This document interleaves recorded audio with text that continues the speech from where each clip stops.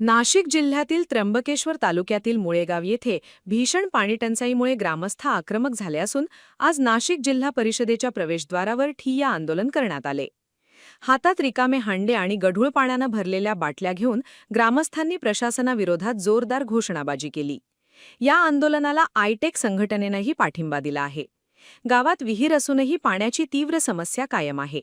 टँकरद्वारे विहिरीत पाणी सोडले जात असले तरी ते पाणी पूर्णपणे गढूळ होत असल्याचा आरोप ग्रामस्थांनी केला।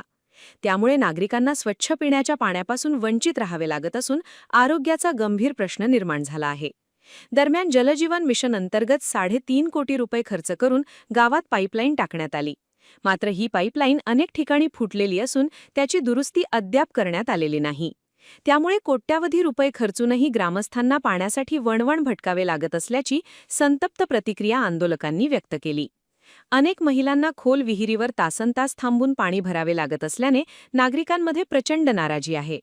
आम्हाला स्वच्छ पिण्याचे पाणी द्या, आमदारांनी प्रश्नाकडे लक्ष द्यावे, अशा घोषणा देत ग्रामस्थांनी प्रशासनाचे लक्ष वेधण्याचा प्रयत्न केला। त्र्यंबकेश्वर तालुक्यातील पाणीटंचाई आणि जलजीवन मिशनच्या रखडलेल्या कामांबाबत यापूर्वीही विविध आंदोलने झाली असून नागरिकांनी तातडीने कायमस्वरूपी उपाययोजना करण्याची मागणी केली आहे।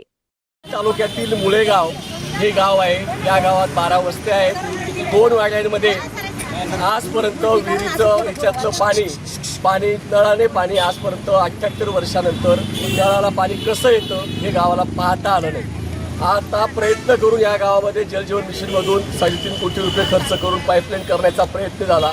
एक दिवस चेक झालं आणि दुसऱ्या दिवशी कुंभमेळ्याच्या रुंदीकरणाच्या रस्त्याच्या प्रक्रियेमध्ये ती पाईपलाईन तुटलेली आहे असं अधिकाऱ्यांचं म्हणणं आहे। परंतु आजपर्यंत त्या विहिरीमध्ये या सर्व माता भगिनींना 4 तास आपल्या आयुष्यातले रोज पाणी काढण्यासाठी जावं लागतं।